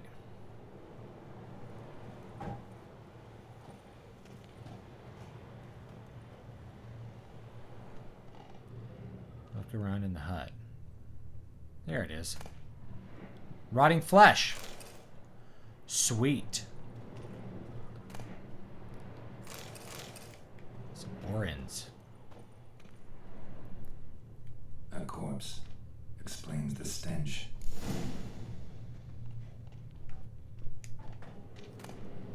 Phosphorus. His throat. He was garroted. And some old scars.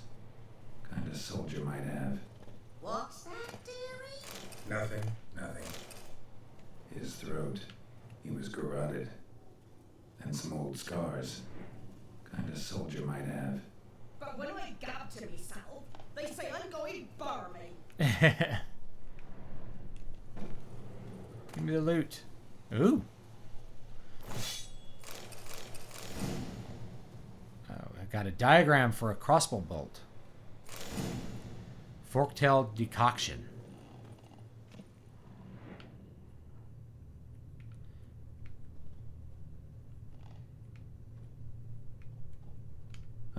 The priceless frying pan. Scrubbed clean. Looks like the mystery man didn't need the pan so much as the soot off it to make ink, write letters. Found the pan, have you? Honeycomb. Ah. Light a candle.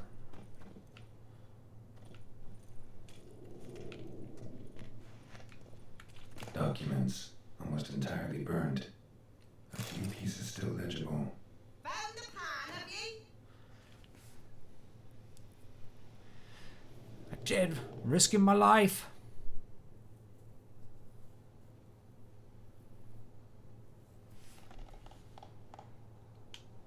Alright, interesting. Anything else here? Turn on the lights.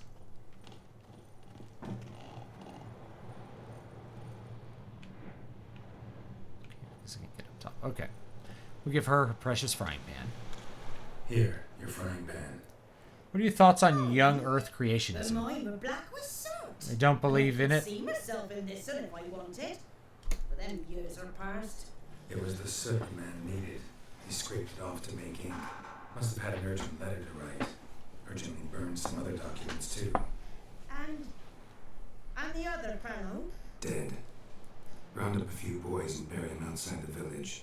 Deep, so the necrophages don't dig him up. And take my advice. Don't mention this to the Nilfgaardians. Hang about! You've earned a token of thanks. Here, son. All right. What did I get? I got a couple coins.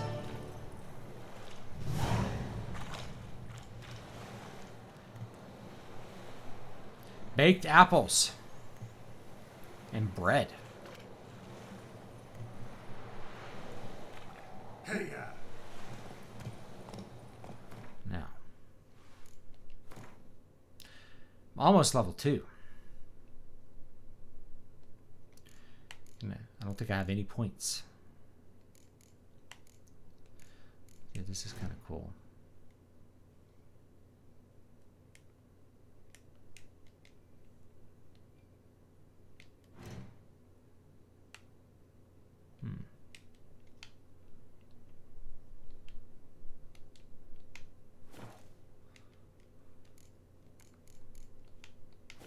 Okay. Doop-a-doop-a-doo. Doop-a-doo-doo-doo-doo. What a decent old lady. I love the quest completion sound. Choo-choo!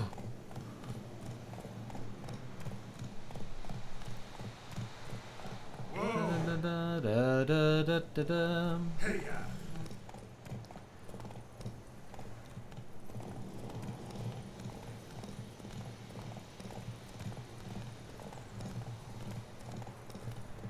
Lots of flower picking to do in this game. It's distracting.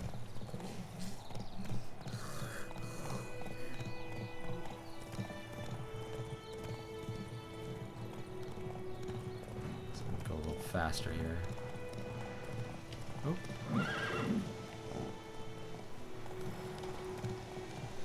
hey there.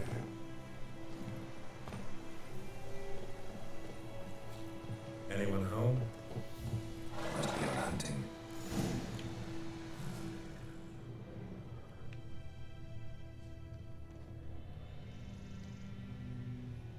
Trail's fresh. His love just left home.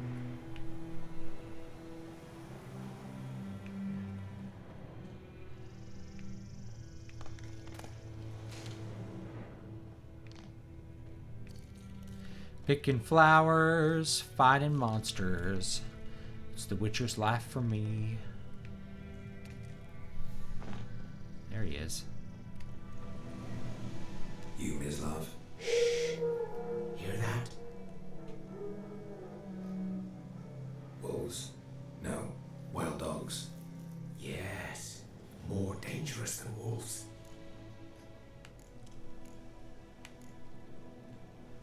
Dogs more dangerous than wolves? Don't think so. It's the truth. Know why? No, but I guess you're about to tell me. Wolves hunt to fill their bellies. Wild dogs kill for sport. Just like humans. Aye, they've learned much from us. Why not cruelty too? I'm hunting bigger game. The Nilfgaardians the Griffin killed. Where'd you find them? Ah, I see. You a witcher. That monster slayer they's talking about in the village. Hmm. I'll show you, sure. But, I gotta kill those mutts before they hurt someone. Will you help? That is, if you don't mind blunting your silver blades on them. Sure. Griffin's not going anywhere. All right. No, dogs might though. So step careful now. Come on. These dogs been a problem for a while now. Since the war started, soldier on the march, he'll stop to rape a woman, strangle her, kill her man for a chuckle, even butcher a cow. But a dog, a kick him, pass him, no more. So these stray mutts form packs. They're gaunt, guts stuck to their spines. Too late. Attacked another one.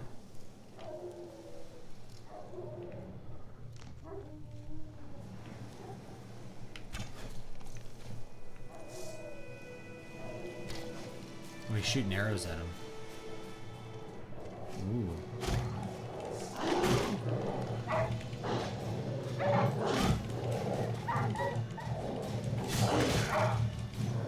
I'm using I need to use this, probably the steel blade, huh?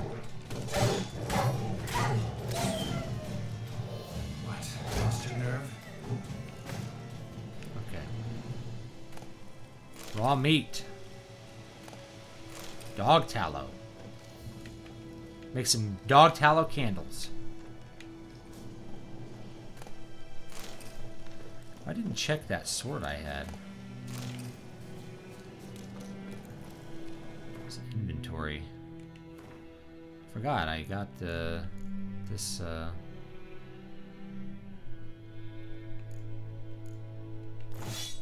there we go. Cool.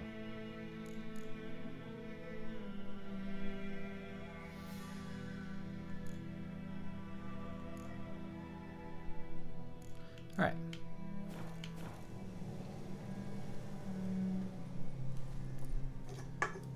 Yeah, I like the lighting in this game too a lot. You know him. It's good. We served at the Lord's Manor. A lot of high contrast, which I Where the Black appreciate. Army's in camp now. He was a stable hand, I was the Lord's hunter. But that was before. Well, a long time ago. Before what? Before they drove me from the village. What did you do? Nothing. I'm a freak. Sorry. I'd rather not talk about it. I'm a freak too. Aye, but of another kind. If it's lycanthropy, I can help. What? Lycanthropy. Werewolves. Handled a few cases in the past. It's usually a simple curse that... The Lord's son, Florian, and I, we loved each other. He's gay. Dieter walked in on us in the stables. They drove me away. Florian hanged himself. Lord started drinking, and the estate fell into ruin. That's the long and short of it. I'm sorry. Ancient history now. I was to show you where I found the Nilfgaardians. Come. Griffin, know anything about it? Not much. Not my kind of game. Oh, I leveled His up. kind, though. Survival instincts alone ought to make you care. I walk silent through the woods. No griffin can hear me nor spy me.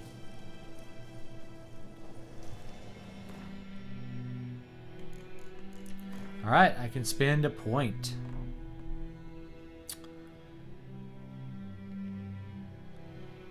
All right.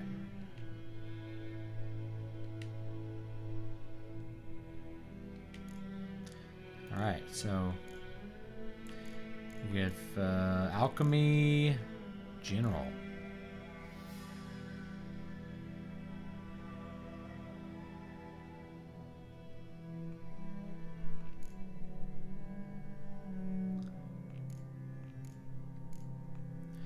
And mutagens. Nothing there yet. These are all grayed out. I wonder if I can pick that.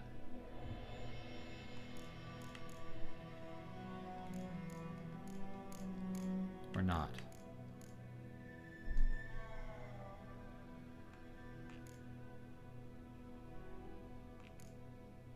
Oh, yeah, I can. So it goes to the next one. Fast attack damage increase. Okay, this is... Thinking the regen one is probably pretty good, because that'll save me a lot of money.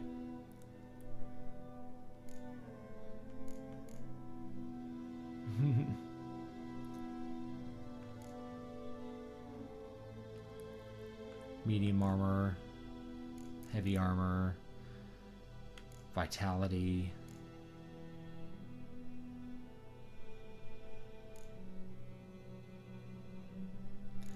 I think that plus vitality would probably be pretty good too. What do you guys think? Yeah, he's gay, but they handle it very well, fitting to the world. Not like Western companies like, hey, it's gay. The regen one from the yellow tree, that one seems like it's going to be pretty good. Regen. And then probably get vitality next, I guess.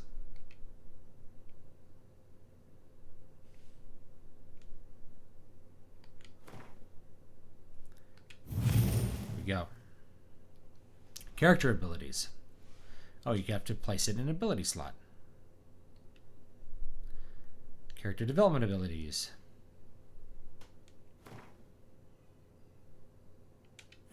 There it goes. All right.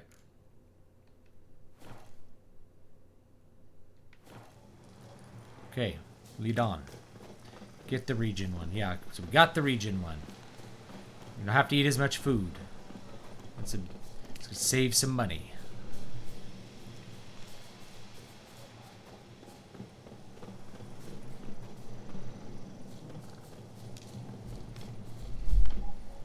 Oh, I think my wife just got home.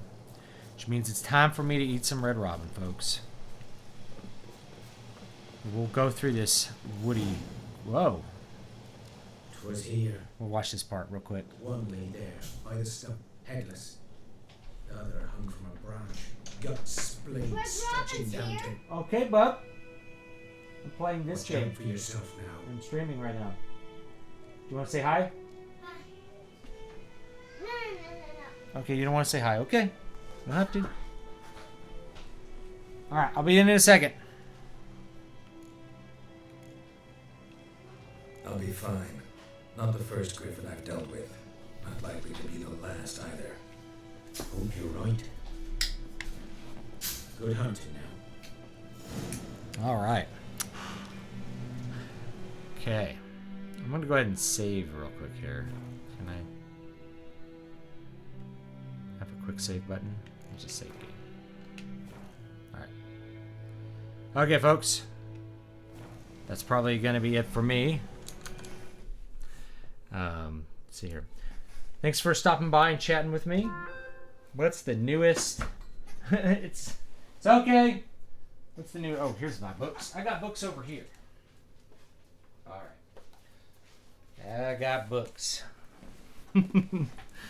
So, a sequel to this I'm going to try to put out next month.